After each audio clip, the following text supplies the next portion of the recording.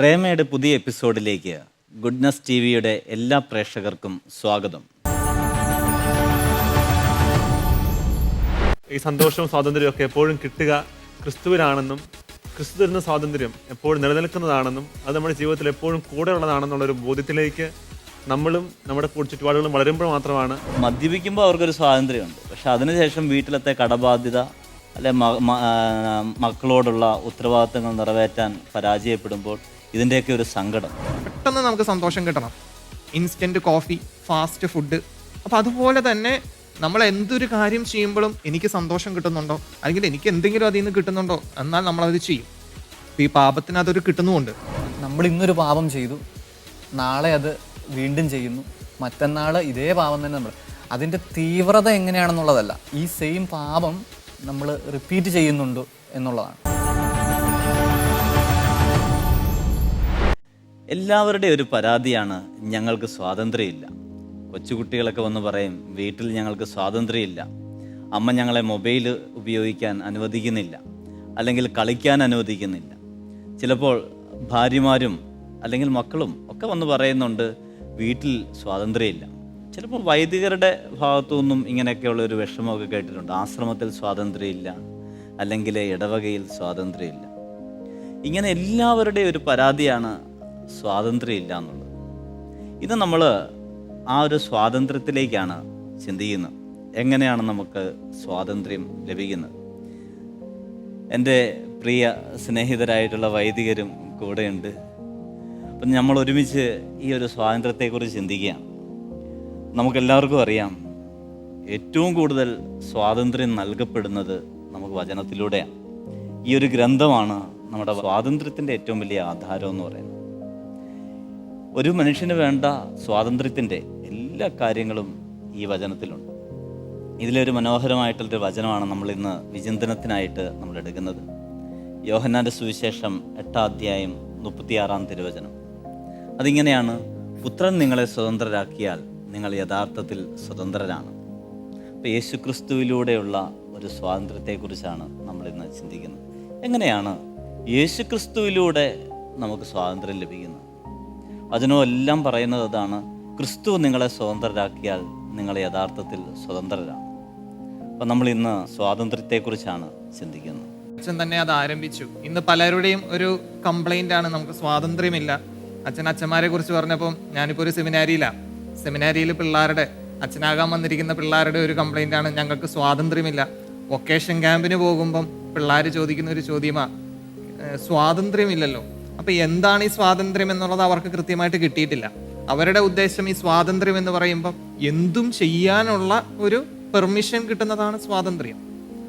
പക്ഷേ വചനം നമ്മളെ പഠിപ്പിക്കുന്ന ഒരു കാര്യമുണ്ട്, സ്വാതന്ത്ര്യം എന്നുള്ളത് എന്തും ചെയ്യാനുള്ളൊരു കാര്യമല്ല. നമുക്ക് വേണമെങ്കിൽ ചിന്തിക്കാം, സ്വാതന്ത്ര്യം ഇപ്പോൾ കഴിഞ്ഞ ദിവസം ഒരു സഹോദരൻ വന്ന് സംസാരിച്ചത് എങ്ങനെയാണ്. അവൻ 7-ാം ക്ലാസ്സിലാണ് പഠിക്കുന്നത്. അവന് പഠിക്കാൻ പറ്റുന്നില്ല. എന്തുകൊണ്ട് പഠിക്കാൻ പറ്റുന്നില്ല? അവന് മടിയാണോ? അപ്പോൾ അവൻ പറയുന്നത്, പുസ്തകത്തിന് മുമ്പിലിരിക്കുമ്പോൾ എനിക്ക് പഠിക്കാൻ പറ്റുന്നില്ല, പഠിക്കാൻ തോന്നുന്നില്ല. സംസാരിച്ച് വന്നപ്പോഴാണ് മനസ്സിൽ വന്നത്, അവൻ പഠിച്ചുകൊണ്ടിരിക്കുമ്പോൾ അവൻ്റെ മനസ്സിലെ ചിന്തകൾ വേറെ പലതും. എന്തുകൊണ്ട് ആ ചിന്ത വരുന്നു? ആ ചിന്ത വരാനുള്ള ഒരു കാരണം, അവൻ മൊബൈൽ ഫോണിൽ കുറേ സമയം ചിലവഴിക്കും.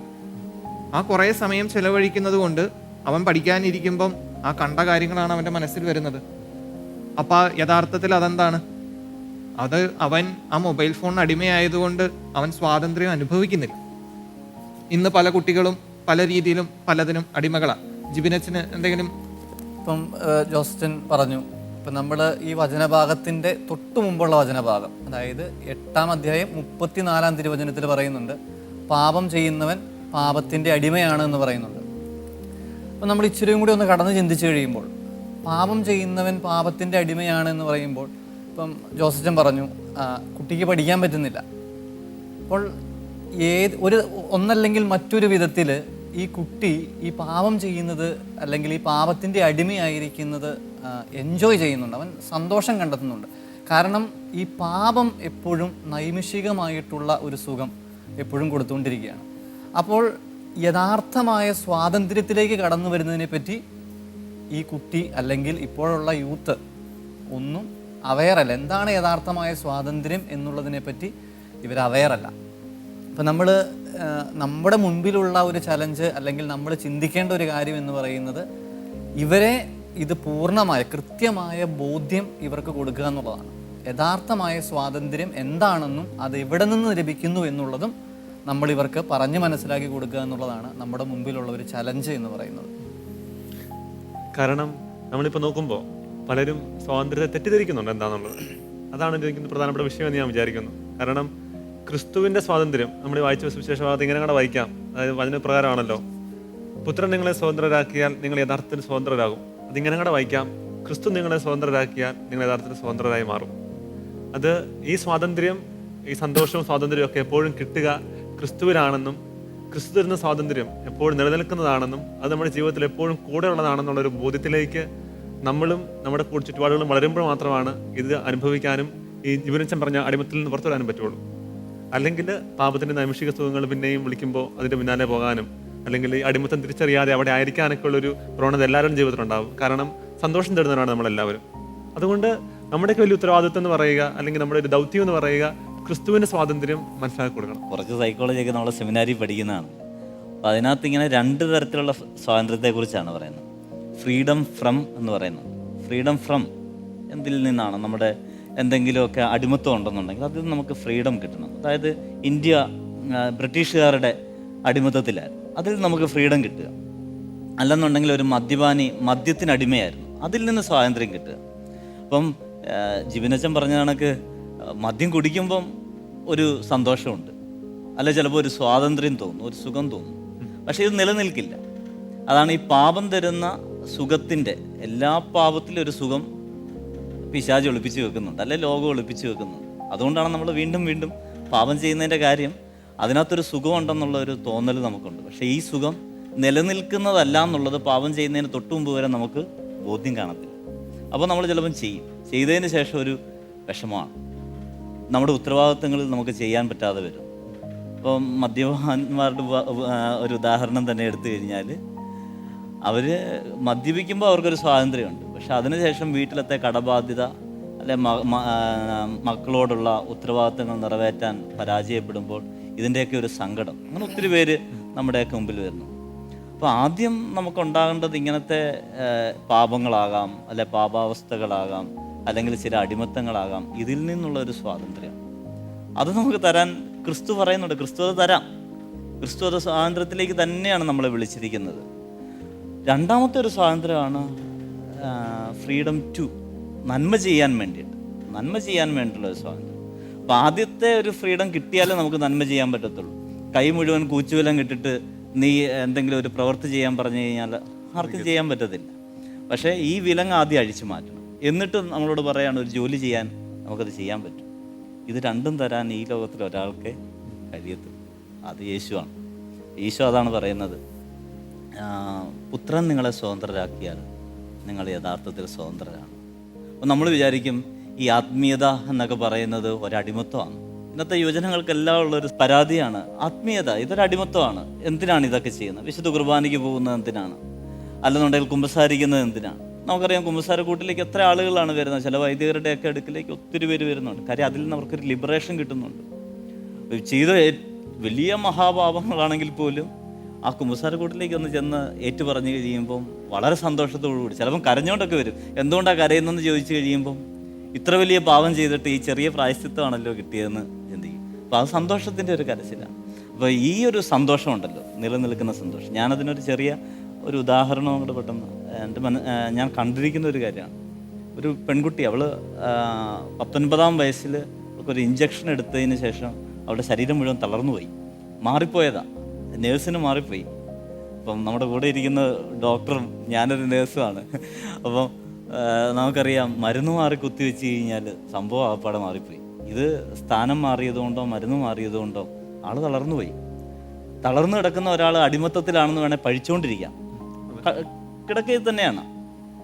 പക്ഷേ ആ കുട്ടിയുടെ അടുക്കലേക്ക് നമ്മൾ വന്നു കഴിഞ്ഞാൽ നമ്മുടെ മനസ്സിലൊരു സങ്കടത്തോടു കൂടിയാണ് വരുന്നെങ്കിൽ പോലും ഈ ആളെ കണ്ടു കഴിയുമ്പോൾ, ആളുടെ മുഖത്തെ പ്രസന്നത കണ്ടു കഴിയുമ്പം നമുക്ക് സന്തോഷമാവും. പരാതിയില്ല, അവൾക്ക് ഒരു പരിഭവവും ഇല്ല. ഇത് കൊച്ചുതോവാള ഇടവകയിൽ, ആ കുട്ടിയുടെ പേര് ഞാൻ മറന്നുപോയി, ഇടുക്കിയിലുള്ള ഒരു കുട്ടിയാണ്. എല്ലാം ബുദ്ധിമുട്ടാണ്, ശരിയാണ്. കട്ടിലെ തന്നെ കിടക്കുക എന്ന് പറയുന്നത് എത്ര പ്രയാസമുള്ളൊരു കാര്യമാണ്. പ്രാഥമിക ആവശ്യങ്ങൾക്ക് പോലും മറ്റുള്ളവരെ ആശ്രയിക്കുക എന്നുള്ളത് ഒരു അടിമത്വമല്ലേ. പക്ഷേ ഈ കുട്ടിക്ക് അതിനെക്കുറിച്ചൊന്നും ഒരു പരാതിയില്ല. അന്ന് അങ്ങനെ സംഭവിച്ചു പറഞ്ഞിട്ടില്ല ഒരിക്കൽ പോലും. നമ്മൾ ചോദിച്ച് മാതാപിതാക്കളോട് ചോദിച്ചറിഞ്ഞാണ്.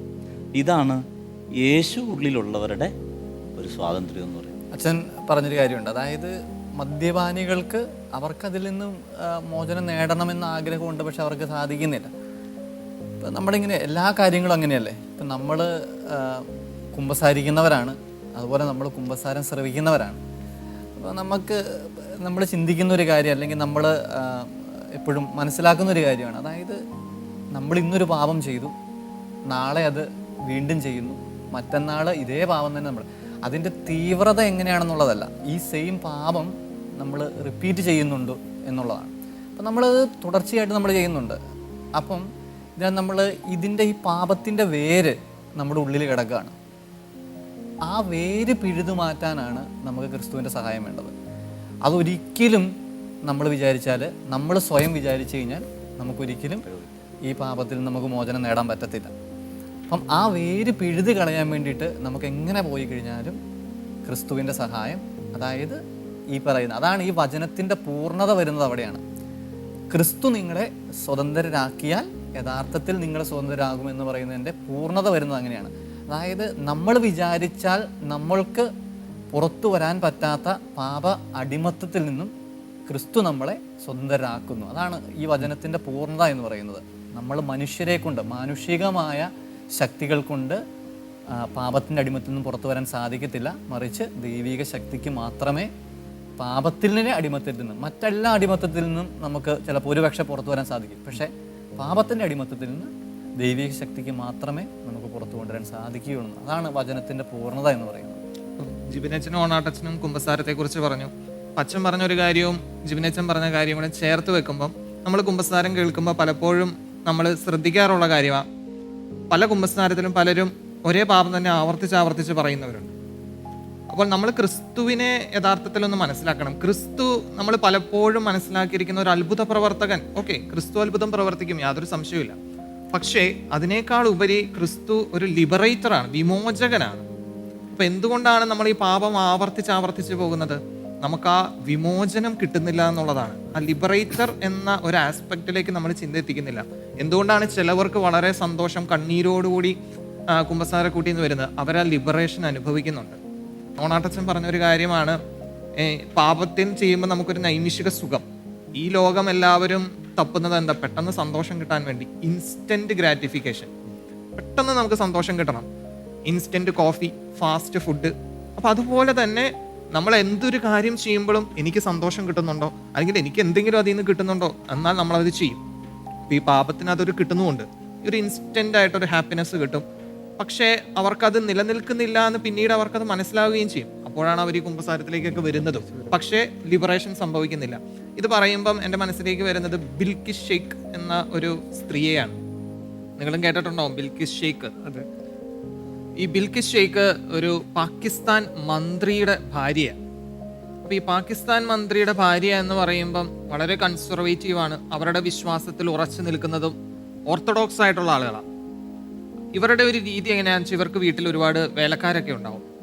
ഈ വേലക്കാരെ ഇവരെ ഒരുപാട് ഉപദ്രവിക്കും. ഇവർ പറഞ്ഞതനുസരിച്ചില്ലെങ്കിൽ, അവരില്ലെങ്കിൽ ഇവരുടെ ഇഷ്ടത്തിനനുസരിച്ച് അവരൊന്നും ചെയ്തില്ലെങ്കിൽ അവർ ഉപദ്രവിക്കും. അപ്പോൾ ഈ ബിൽക്കിസ് ഷെയ്ഖിൻ്റെ വേലക്കാരെ എല്ലാം ഭയങ്കരമായിട്ട് ഉപദ്രവിക്കുമായിരുന്നു. ചാട്ടവാർ വെച്ച് അടിക്കും, ചിലപ്പോൾ പട്ടിണിക്കിടും, തൊഴിക്കും.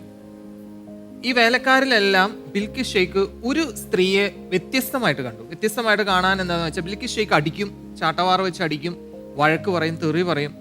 ഈ സ്ത്രീയുടെ റൂമിൽ പോയി ഒരു 10 മിനിറ്റ് കഴിയുമ്പോൾ തിരിച്ചു വരുമ്പം വളരെ സന്തോഷത്തോടെ, വളരെ നോർമലായിട്ട് എല്ലാ ജോലിയും ചെയ്യും. ബാക്കി എല്ലാവരും അങ്ങനെയല്ലായിരുന്നു. ബാക്കി എല്ലാവരും കുറേ നേരം വിഷമിച്ച് നടക്കും, മിണ്ടത്തില്ല, ആകെ നിരാശയോടുകൂടി നടക്കുന്നു. പക്ഷെ ഈ സ്ത്രീ മാത്രം എന്തോ മനസ്സിലോ അല്ലെങ്കിൽ മുഖത്തൊരു പുഞ്ചിരി ഇടയ്ക്ക് കാണും. അപ്പോൾ ബിൽക്കിസ് ഷെയ്ഖ് ഈ സ്ത്രീ എന്തിനാണ് റൂമിൽ പോകുന്നതെന്ന് നോക്കി. അപ്പോൾ ഒളിഞ്ഞു നോക്കിയപ്പോൾ കണ്ടത്, ഈ സ്ത്രീ റൂമിൽ പോയി ഒരു പുസ്തകം തുറന്ന് വായിക്കുകയാണ് ചെയ്തത്. പുസ്തകം തുറന്ന് വായിച്ചു കഴിഞ്ഞ് പുറത്തു വരുമ്പോൾ ഭയങ്കര സന്തോഷം. ബിൽക്കിസ് ഷെയ്ഖ് ഈ സ്ത്രീയുടെ പുറകെ പോയി ആ പുസ്തകം എന്താന്ന് നോക്കി. അപ്പോൾ ബിൽക്കിസ് ഷെയ്ഖ് സ്ത്രീയോട് ചോദിച്ചു, ഇത് എന്താ പുസ്തകം? അപ്പോൾ ഒരു കീറി പറഞ്ഞൊരു പുസ്തകമാണ്. അപ്പോൾ ആ സ്ത്രീ പറഞ്ഞു, ഇല്ല ഇതൊരു സാധാ പുസ്തകമാണ്, വേറെ ഒന്നുമില്ല ഇതിനകത്ത്, ഇത് സാധാ പുസ്തകമാണെന്ന് പറഞ്ഞു. അപ്പോൾ ബിൽക്കിസ് ഷെയ്ഖ് പറഞ്ഞു, അല്ല നീ ഇതെന്താന്ന് പറയാൻ പറഞ്ഞു. അപ്പോൾ അതൊരു ബൈബിളായിരുന്നു. പാകിസ്ഥാനിൽ ബൈബിൾ ഉപയോഗിക്കാൻ പാടില്ല, പക്ഷേ ഇതൊരു ബൈബിളായിരുന്നു. അപ്പോൾ ബിൽക്കിസ് ഷെയ്ഖ് ഈ ബൈബിൾ എടുത്തിട്ട് തുറന്നു നോക്കി, ഇതെന്താന്ന് ചോദിച്ചു. അപ്പോൾ പറഞ്ഞു, ഇതെൻ്റെ വേദഗ്രന്ഥമാണ്, ബൈബിളാണ്. ബിൽക്കിസ് ഷെയ്ഖ് തുറന്ന വഴിക്ക് ബിൽക്കിസ് ഷെയ്ഖിന് കിട്ടിയ വചനം ഏതാന്ന് വെച്ചാൽ സ്വർഗസ്ഥനായ ഞങ്ങളുടെ പിതാവേ എന്ന പ്രാർത്ഥനയാണ്. അപ്പോൾ ബിൽക്കിസ് ഷെയ്ഖ് ഇത് അങ്ങനെയാണ്, ദൈവത്തെ പിതാവേ എന്ന് വിളിക്കുന്നു. അതൊരു വലിയൊരു അത്ഭുതമായിരുന്നു. ബിൽക്കിസ് ഷെയ്ഖ് പിന്നെ ചെയ്തത് എന്താന്ന് വെച്ചാൽ ഈ ബൈബിൾ തുടക്കം മുതൽ അവസാനം വരെ അങ്ങ് വായിച്ചു, ഇരുന്നങ്ങ് വായിച്ചു. ഇത് വായിച്ചു കഴിഞ്ഞപ്പം ബിൽക്കിസ് ഷെയ്ഖിന് മനസ്സിലായി എന്തുകൊണ്ടാണ് ഈ സ്ത്രീക്ക് ഇത്രയും സന്തോഷം അല്ലെങ്കിൽ മുഖത്തൊരു പുഞ്ചിരി. കാര്യം ബിൽക്കിസ് ഷെയ്ഖിന് മനസ്സിലായി യഥാർത്ഥ വിശ്വാസം ഈ ബൈബിളിലുണ്ട്. പിന്നീട് ബിൽക്കിസ് ഷെയ്ഖ് വിശ്വാസം സ്വീകരിച്ച്, നമുക്കറിയാം പാകിസ്ഥാനിൽ ഒരു മുസ്ലിം ക്രിസ്ത്യാനിയായിട്ട് പിന്നെ ജീവിക്കാനൊന്നും പറ്റത്തില്ല. പക്ഷേ ബിൽക്കിസ് ഷെയ്ഖിന് മനസ്സിലായി യഥാർത്ഥ സ്വാതന്ത്ര്യം, കാര്യം അതുവരെ ഇല്ലാതിരുന്ന ഒരു സന്തോഷം ബിൽക്കിസ് ഷെയ്ഖിന്റെ മുഖത്ത് വരുന്നു. ബിൽക്കിസ് ഷെയ്ഖ് ചിന്തിച്ചൊരു ചിന്ത ഇതാണ്, എങ്ങനെയാണ് ദൈവത്തെ പിതാവേ എന്ന് വിളിക്കുക. ജോസജ, ഇത് പറയുമ്പോൾ എനിക്ക് റോമാക്കാർക്കുള്ള ലേഖനം 8-15 തിരുവചനം, അതിനകത്ത് പറയുന്നുണ്ട്, നിങ്ങളെ വീണ്ടും ഭയത്തിലേക്ക് നയിക്കുന്ന അടിമത്തത്തിൻ്റെ ആത്മാവിനെ അല്ല, മറിച്ച് പുത്രസ്വീകാരത്തിൻ്റെ ആത്മാവിനെയാണ് നിങ്ങൾ കൈക്കൊണ്ടിരിക്കുന്നത്.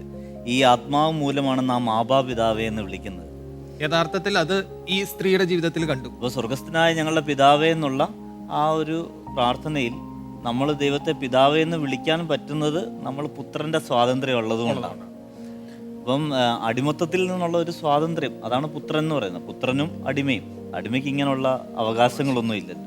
അപ്പം നമ്മുടെ ദൈവത്തിൻ്റെ മുമ്പിൽ നമുക്ക് പുത്രൻ്റെ ഒരു സ്വാതന്ത്ര്യമുണ്ട്. അതാണ് ഒരു ക്രൈസ്തവ വിശ്വാസത്തിൻ്റെ ഏറ്റവും വലിയ പ്രത്യേകത എന്ന് പറയുന്നത്. ഈ ബിൽക്കിസ് ഷെയ്ഖ് ഇതൊരു പുസ്തകമാക്കി മാറ്റിയിട്ടുണ്ട് പുള്ളിക്കാരുടെ ജീവിതം. അതിൻ്റെ പുസ്തകത്തിൻ്റെ പേര് I dare to call him father എന്ന്. അതായത് ഞാൻ അവനെ പിതാവേ എന്ന് വിളിക്കാൻ ധൈര്യപ്പെട്ടു എന്നുള്ളതാണ്. വളരെ മനോഹരമായ പുസ്തകമാണ്, വായിച്ചിരിക്കേണ്ട ഒരു പുസ്തകമാണ്. വളരെ മനോഹരമായിട്ട് അവളുടെ വിശ്വാസത്തെക്കുറിച്ചും അതിൻ്റെ പരിണാമത്തെക്കുറിച്ചും അതിൻ്റെ കഷ്ടപ്പാടുകളെക്കുറിച്ചും അവളുടെ തിരിച്ചറിവുകളെക്കുറിച്ചൊക്കെ വളരെ മനോഹരമായിട്ട് പെൺകുട്ടി എഴുതി വെച്ചിരിക്കുന്നു. ഇതിനോട് ചേർന്ന്, അതായത് നമ്മളിപ്പോൾ സ്വാതന്ത്ര്യത്തെക്കുറിച്ച് ധ്യാനിക്കുമ്പോൾ അതിൻ്റെ ഒരു വളരെ മനോഹരമായൊരു മറ്റൊരു തലം ഈ പുസ്തകത്തിൽ പറയുന്നുണ്ട്. പുസ്തകത്തിൽ ഈ ബിൽക്വിസിൻ്റെ ഒരു സഹോദരി, ഒരു കസിൻ്റെ ഭർത്താവ് മരിച്ചുപോയി. അപ്പോൾ ഇവർ തമ്മിൽ വലിയ സുഹൃത്തുക്കളാണ്. അപ്പോൾ ബിൽക്വിസിന് ഇവളുടെ വീട്ടിൽ പോകാൻ വലിയ ആഗ്രഹമുണ്ട്. ഇവളിപ്പോൾ ക്രിസ്ത്യാനിയായിട്ട് മാറി. അതുകൊണ്ട് ഈ സമൂഹത്തിലുള്ള മറ്റ് ബന്ധുക്കാരോ അല്ലെങ്കിൽ നാട്ടുകാരൊക്കെ ഇവളെ വലിയ ശത്രുവായിട്ട് കാണുന്നു, ഇവളെ കൊല്ലാനായിട്ട് ആലോചിക്കുന്നു. എല്ലാവരും ഇവൾക്കൊരു വിലക്ക് കൽപ്പിച്ച് അങ്ങനെ ഒരു സാഹചര്യത്തിൽ മുന്നോട്ട് പോകുന്നു. അപ്പോൾ ബിൽക്വിസ് രണ്ടും കൽപ്പിച്ച് ദൈവത്തോട് ഒരു ആലോചനയൊക്കെ ചോദിച്ചിട്ട് ഈ മരിച്ച വീട്ടിലേക്ക് ഇവൾ പോകും. കടന്നു ചെന്ന് കഴിയുമ്പോൾ അവൾ അവിടെ ഈ കൂട്ടുകാരി ഇരിപ്പുണ്ട്. കാരണം ഭർത്താവ് മരിച്ച വിഷമത്തിൽ അവിടെ ഇരിപ്പുണ്ട്. ബിൽക്വിസ് അവളുടെ അടുത്ത് ചെല്ലും. അടുത്തിരുന്ന് ഒന്നും പറയാനൊന്നുമില്ല, കാരണം ഒരു പ്രിയപ്പെട്ട ആളുടെ വേർപാട് നമുക്ക് വലിയ വേദനയാണ്. അടുത്ത് പോയിരിക്കും. എന്നിട്ട് അവിടെ ഒരു കുറച്ച് നേരം ഇരുന്നിട്ട് അവൾ തിരിച്ചു വരും. കാരണം എല്ലാവരും ഇവളെ ഇങ്ങനെ രൂക്ഷമായിട്ട് നോക്കിക്കൊണ്ടിരിക്കുക. അവൾ തിരിച്ചു പോരും. ഇതൊക്കെ കഴിഞ്ഞ് കുറച്ച് കഴിയുമ്പോൾ ഈ ബന്ധുക്കാരി പെൺകുട്ടി ഇവളെ പിന്നീട് കാണുമ്പോൾ ഇവളോട് പറയും, അന്ന് എൻ്റെ ജീവിതത്തിൽ വലിയൊരു വിഷമത്തിൻ്റെ സമയമായിരുന്നു. കാരണം അവളുടെ പ്രിയപ്പെട്ട ഭർത്താവ് മരിച്ചുപോയി, വലിയ വിഷമത്തിലാണ്. പക്ഷേ അന്ന് പലരും കടന്നു വന്നു, ആശ്വസിപ്പിച്ചു, പലരും പല കാര്യങ്ങൾ പറഞ്ഞു. പക്ഷേ നീ അങ്ങ് വന്നു കഴിഞ്ഞപ്പോൾ എന്താണെന്നറിയത്തില്ല, എൻ്റെ ഉള്ളിൽ നിന്ന് വിഷമം അങ്ങ് മാറിപ്പോയി. വലിയ സ്വാതന്ത്ര്യം. അതായത് നമ്മൾ ഈ വായിച്ച സുവിശേഷ ഭാഗത്തിൽ ഈശോ സ്വതന്ത്രരാക്കി കഴിഞ്ഞാൽ നിങ്ങൾ സ്വതന്ത്രരായിട്ട് മാറും, പുത്രൻ സ്വതന്ത്രരായി കഴിഞ്ഞാൽ നിങ്ങൾ സ്വാതന്ത്ര്യത്തിലേക്ക് കടന്നു വരും എന്ന് പറഞ്ഞ പോലെ. അതായത് യഥാർത്ഥ സ്വാതന്ത്ര്യം എന്ന് പറയുന്നത്, യഥാർത്ഥ സ്വാതന്ത്ര്യം, അതായത് ആള് വിലക്കുള്ള ആളാണ്. അതെ, അല്ലെന്നോട് ഒരു അടിമത്തം കണക്ക് വിലക്കുണ്ട്. അത് മാത്രമല്ല, ഒരു ദുഃഖം തളം കെട്ടി കിടക്കുന്ന ഒരു സാഹചര്യം, ഇവിടേക്ക് ഈ വിലക്കും കൂടെ ഉള്ള ഒരാൾ കടന്നു ചെല്ലാനും മാത്രമുള്ള ഒരു ആന്തരിക സ്വാതന്ത്ര്യം അവൾക്കുണ്ടായിരുന്നു. അതോടൊപ്പം തന്നെ ഇവൾ ചെന്ന് കഴിഞ്ഞപ്പോൾ ആ സഹോദരി അവളുടെ വിഷമത്തിൽ നിന്ന് സ്വതന്ത്രയാവുകയാണ്, മറ്റൊരാളെയും കൂടെ സ്വതന്ത്രയാക്കുക. അതായത് ക്രിസ്തുവിന്റെ സ്വാതന്ത്ര്യത്തിന്റെ പ്രത്യേകത അത് നമ്മളെ മാത്രമല്ല, നമ്മൾ പോകുന്നിടത്തെല്ലാം നമ്മൾ ക്രിസ്തുവിന്റെ സ്വാതന്ത്ര്യമായിട്ട് മാറും. നമ്മളിലൂടെ അത് സ്പ്രെഡ് ആയിക്കൊണ്ടിരിക്കും. ക്രിസ്തുവിന്റെ സ്വാതന്ത്ര്യവും സന്തോഷവും മറ്റുള്ളവരുടെ ജീവിതത്തിലേക്ക് കിട്ടിക്കൊണ്ടിരിക്കും. നമ്മൾ സന്യാസത്തെക്കുറിച്ച് പറയുന്ന പ്രകാരമാണല്ലോ, നമ്മുടെ സമൂഹ ജീവിതത്തിന് സന്തോഷമാണ് മറ്റുള്ളവർ ഇതിലേക്ക് ആകർഷിക്കേണ്ടത്. നമ്മൾ ക്രിസ്തുവിന് സന്തോഷം ജീവിക്കുന്നവരാണ്, ജീവിക്കേണ്ടവരാണ്. അപ്പോൾ എന്ന് പറഞ്ഞ പോലെ തന്നെ ക്രിസ്തുവിന്റെ സ്വാതന്ത്ര്യം നമ്മുടെ ഉള്ളിലേക്ക് കടന്നു വന്നു കഴിയുമ്പോൾ അത് നമ്മുടെ ജീവിതത്തിൽ നിറയും. അത് മാത്രമല്ല, നമ്മൾ സ്വതന്ത്രരാകുന്ന മാത്രമല്ല, നമ്മൾ പോകുന്ന ഇടങ്ങളിൽ അവർക്കും സ്വാതന്ത്ര്യം കിട്ടിക്കൊണ്ടിരിക്കും. അവർ ക്രിസ്തുവിൽ വിമോചിതരാകും, ക്രിസ്തുവിനെ തിരിച്ചറിയാൻ പറ്റും. ചിരിക്കുന്ന മുഖം കാണുമ്പം നമുക്കൊരു ഫ്രീഡം പോലെ തോന്നുന്നുണ്ട്. അതാണ് നമ്മൾ പുഞ്ചിരിയോടുകൂടെ കടന്നു ചെല്ലുന്ന എല്ലാ ഇടങ്ങളിലും. ബിൽക്കിസ് ഷെയ്ഖിന്റെ കഥ പറഞ്ഞപ്പോൾ അതിനകത്തൊരു അടിമയുണ്ടായിരുന്നു. അത് അടിമയാണ് യഥാർത്ഥത്തിൽ. എല്ലാവരും അടിക്കുന്നു, പിടിക്കുന്നു. പക്ഷേ എന്നിരുന്നാലും അവൾക്കൊരു സന്തോഷമുണ്ട്. അതാണ് സ്വാതന്ത്ര്യം. അത് ഈ ക്രിസ്തുവിനെ നേടിയാൽ മാത്രമേ കിട്ടുള്ളൂ. ഇന്ന് പലരും നമുക്കറിയാം, പലരുടെ മുഖത്ത് നോക്കിയാൽ സന്തോഷമുണ്ടോ എന്ന് ചോദിച്ചാൽ യഥാർത്ഥത്തിൽ ഇല്ല. പിന്നെ നമ്മളെല്ലാം ചിരിച്ചു കാണിക്കുന്നു. പക്ഷേ ഉള്ളിൻ്റെ ഉള്ളിൽ ചിലപ്പോൾ നോക്കിയ ഒരു ശൂന്യതയായിരിക്കാം. അതുകൊണ്ടാണല്ലോ ഇന്ന് ഏറ്റവും ഡിമാൻഡ് ഉള്ള ഒരു ഫീൽഡ് ഏതാണെന്ന് ചോദിച്ചാൽ ചിലപ്പോൾ സൈക്കോളജി ആയിരിക്കും. കൗൺസിലിങ്ങിന് എത്ര പേര് പോകുന്നു? കാര്യം ഉള്ളിൻ്റെ ഉള്ളിൽ ഒരു പ്രശ്നവും നിരാശ ഇങ്ങനെ ഉള്ളത് കൊണ്ടാണ്. അപ്പം ആ ക്രിസ്തുവിനെ നേടിയാൽ ഈ അടിമയ്ക്കുണ്ടായിരുന്ന പ്രത്യാശ പോലെ യഥാർത്ഥത്തിൽ ഇവർക്കൊരു സ്വാതന്ത്ര്യം കിട്ടും. അതായത് ബാഹ്യമായ കാര്യങ്ങളിൽ നിന്ന് ആന്തരിക കാര്യങ്ങളിലേക്ക് നമ്മൾ ശ്രദ്ധ മാറും. നമ്മുടെ ഒരു പക്ഷേ എനിക്ക് തോന്നുന്നു നമ്മുടെ സ്വാതന്ത്ര്യം തേടുക ബാഹ്യമായ കാര്യങ്ങളിലാണ്. എന്താ പറയുക, നമ്മുടെ വസ്ത്ര സ്വാതന്ത്ര്യം, അല്ലെങ്കിൽ അഭിപ്രായ സ്വാതന്ത്ര്യം, അങ്ങനെ അല്ലെങ്കിൽ യാത്ര ചെയ്യാനുള്ള സ്വാതന്ത്ര്യം, അങ്ങനെ പല കാര്യങ്ങളും നമ്മുടെ കുഞ്ഞുങ്ങളൊക്കെ പറയുന്നത് അങ്ങനെ കാര്യങ്ങളാണല്ലോ എപ്പോഴും സംസാരിക്കാം. പക്ഷേ അതിനപ്പുറത്തേക്ക് അതിനെ ചൂഴ്ന്നു നിൽക്കുന്ന ഒരു ദൈവത്തിൻ്റെ ആന്തരിക സ്വാതന്ത്ര്യമുണ്ട്. അതങ്ങ് നേടിക്കഴിഞ്ഞാൽ പിന്നെ ഇതൊന്നും വേണ്ട. കാരണം അവിടെ ക്രിസ്തു നമ്മുടെ ജീവിതത്തിന്റെ നിയമമായിട്ട് മാറും. ഇതൊന്നും വേണ്ടെന്നല്ല, ഇതുണ്ടെങ്കിൽ പോലും സ്വാതന്ത്ര്യം അനുഭവിക്കാൻ പറ്റും. ക്രിസ്തുവാണ് എപ്പോഴും നമ്മുടെ സ്വാതന്ത്ര്യം. അപ്പൊ ക്രിസ്തു ഇതിനെല്ലാം ചൂഴ്ന്നു നിൽക്കും, ഇതിനെല്ലാം മുകളിലേക്ക് ക്രിസ്തു വളരും. അപ്പൊ പിന്നെ ഇതൊന്നും ഇല്ലെങ്കിലും നമുക്ക് നമ്മൾ സന്തോഷവാന്മാരായിരിക്കും, സന്തോഷവതികളായിരിക്കും. എപ്പോഴും നമ്മുടെ ജീവിതത്തിൽ അർത്ഥങ്ങളുണ്ടാവും. ഏത് സാഹചര്യങ്ങളെയും നമുക്ക് പ്രതികൂലം തോന്നുമ്പോൾ പോലും അവിടെ ക്രിസ്തുവിന്റെ മുഖം കാണാനും അല്ലെങ്കിൽ ക്രിസ്തുവിന്റെ ലക്ഷ്യം, ക്രിസ്തുവിന്റെ മനസ്സിനെ തിരിച്ചറിയാനൊക്കെ നമുക്ക് പറ്റും. അപ്പോൾ ആ ഒരു സ്വാതന്ത്ര്യം എന്ന് പറഞ്ഞാൽ അതിലേക്കാണ് എനിക്ക് തോന്നുന്നു ഈ വചനം നമ്മളെ ക്ഷണിക്കുക. അതായത് രക്ഷകനായ ക്രിസ്തുവിന്റെ സ്വാതന്ത്ര്യത്തിലേക്ക് നമ്മൾ കടന്നു വരണം. അതോടൊപ്പം തന്നെ ആ സ്വാതന്ത്ര്യം നമ്മുടെ ഉള്ളിലേക്ക് വന്നു കഴിയുമ്പോൾ എല്ലാം നമ്മൾ ഒരു വേറൊരു കണ്ണോടെ കാണാനായിട്ട് നമുക്ക് പറ്റും. ഈശോദൻ്റെ നയപ്രഖ്യാപനം അല്ലെന്നുണ്ടെങ്കിൽ പരസ്യ ശുശ്രൂഷ ആരംഭിക്കുമ്പോൾ തന്നെ ഈശോ പറയുന്നുണ്ട്, കർത്താവിൻ്റെ ആത്മാവ് എൻ്റെ മേലുണ്ട്, ദരിദ്രരോട് സുവിശേഷം അറിയിക്കുവാൻ അവിടെ നിന്ന് അഭിഷേകം ചെയ്തിരിക്കുന്നു. എന്തൊക്കെയാണ്? ബന്ധിതർക്ക് മോചനം, അന്ധർക്ക് കാഴ്ച, അടിച്ചമർത്തപ്പെട്ടവർക്ക് സ്വാതന്ത്ര്യം, കർത്താവിന് സ്വീകാര്യമായ വത്സരം പ്രഖ്യാപിക്കുക. അപ്പോൾ ഈശോ ഉള്ളിടത്ത് ഈ ഒരു സ്വാതന്ത്ര്യം. അതുകൊണ്ടാണ് ഈശോയെ നമ്മൾ രക്ഷകൻ എന്ന് വിളിക്കുന്നത്. അപ്പൊ ഈ രക്ഷകൻ, അതെന്താ രക്ഷകൻ എന്ന് വെച്ചാൽ യഥാർത്ഥ സ്വാതന്ത്ര്യം തരുന്നവനാണ് ഈ രക്ഷകൻ. ഈ വിമോചകൻ എന്ന് പറയുന്ന കോൺസെപ്റ്റ് ഒന്നും നമ്മുടെ ബൈബിളിൽ അധികം നമ്മൾ കാണിക്കുന്നില്ല. അപ്പം അതിൻ്റെ മറ്റൊരു വാക്കാണ് റിഡീമർ, രക്ഷകൻ എന്ന് പറയുന്നത്. തീർച്ചയായിട്ടും രക്ഷകൻ എന്ന് പറയുമ്പോഴാണ് ആൾക്കാർക്ക് അത് കൂടുതൽ മനസ്സിലാകുന്നത്, അതിൻ്റെ അർത്ഥം എന്താണെന്നുള്ള കാര്യം. വിമോചൻ എന്ന് പറയുമ്പോൾ സാധാരണക്കാർക്ക് ചിലപ്പോൾ അത് മനസ്സിലാവണമെന്നില്ല. പക്ഷേ യഥാർത്ഥമായിട്ടുള്ള മീനിങ് അതാണ്, രക്ഷകൻ. ഞാനൊരു പാട്ട് പാടട്ടെ? പിന്നെ ഈശോയെ രക്ഷകനായിട്ട് നമുക്ക് വിളിച്ച നമ്മുടെ ജീവിതത്തിലേക്ക് നമുക്ക് സ്വാഗതം ചെയ്യാനുള്ള ഒരു നല്ലൊരു ഗാനമായിട്ട്, പഴയൊരു പാട്ടാട്ടോ.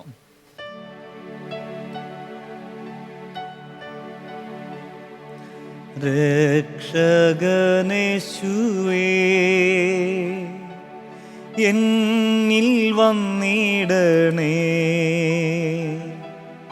എൻ മനസ്സിൻ്റെ ഭാരങ്ങൾ ദുഃഖങ്ങൾ നീയകറ്റിടണേ.